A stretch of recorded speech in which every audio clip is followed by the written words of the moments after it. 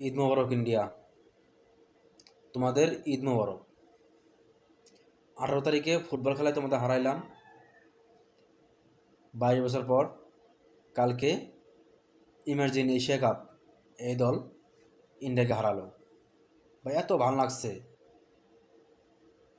যদিও আমি অত খেলাধুলা দেখি না, তারপরেও এখন মনে হইতেছে যে বাংলাদেশ একটু হইলেও সিন্ডিকেট মুক্ত আছে বাংলাদেশ। ফুটবল হোক ক্রিকেট হোক, সেজন্য হয়তো তারা ভালো খেলে। যাই হোক, যখন ম্যাচটা জেতা ম্যাচ বাংলাদেশের, লাস্ট ওভারে লাগে 16 রান। এই 16 রানটা তুলতে গিয়া যে ইন্ডিয়ার যে এত কঠিন হবে আমি ভাবতে পারি নাই। যাই হোক, 2টা ক্যাচ মিস, ফিল্ডিং মিস, যেমনি হোক ম্যাচ ড্র হইল।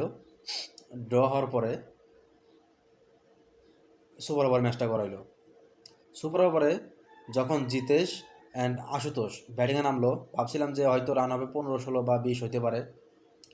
পরে দেখি বোলিং রিপন মণ্ডল অসাধারণ। ভাই রিপন মণ্ডল অসাধারণ খেলছে। এক কথায় যে বোলিংয়ের মতো বোলিং করছে। 2 বলে 2 উইকেট, 2 বলে 2 উইকেট নিয়ে কালকে সবারই মন কাটছে বা মন জয় করে নিছে। এক কথায় কেন জানি ইন্ডিয়ার হারাইলে ভিতরটা অনেক ভালো লাগে।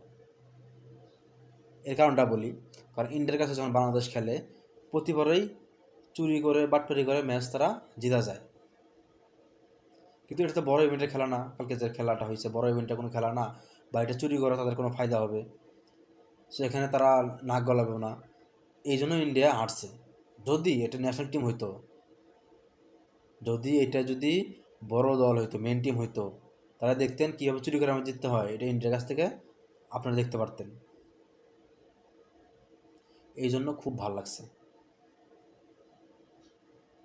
ফুটবল খেলায় 22 বছর পরে ফুটবল খেলায় বাংলাদেশ জিতছে ইন্ডিয়ার কাছে। আসলে এইসব দেখতেও ভালো লাগে। যাই হোক, সবাইকে যারা ম্যাচ কালকে জিতছে, খেলছে ভালো, সবাইকে শুভেচ্ছা। আমরা চাই বাঙালিরা খেলুক, মাঠে ভালো খেলুক।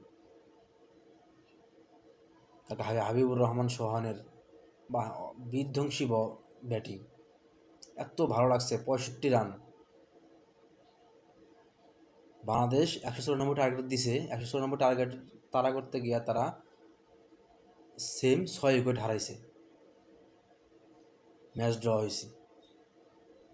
যাই হোক, ম্যাচটা দেখে অনেক ভালো লাগছে। যেটা হচ্ছে যে পাকিস্তান শ্রীলঙ্কার হারায়া ফাইনালে উঠছে। পাকিস্তান ভার্সেস বাংলাদেশ, দেখি কে জিতে। কমেন্টে বলে যাবেন কে জিততে পারে। আমি তো বাংলাদেশ শিওর, কারণ বাংলাদেশের যে ব্যাটিং, অসাধারণ ব্যাটিং। এর মধ্যে সবচেয়ে ভালো লাগছে ব্যাটিং যার হচ্ছে হাবিবুর রহমান সোহান। আরে ভাই, মনে ছক্কা ছাড়া কিছু মারেই না, মনে হয় ছক্কা ছাড়া কিছু মারতেই পারে না।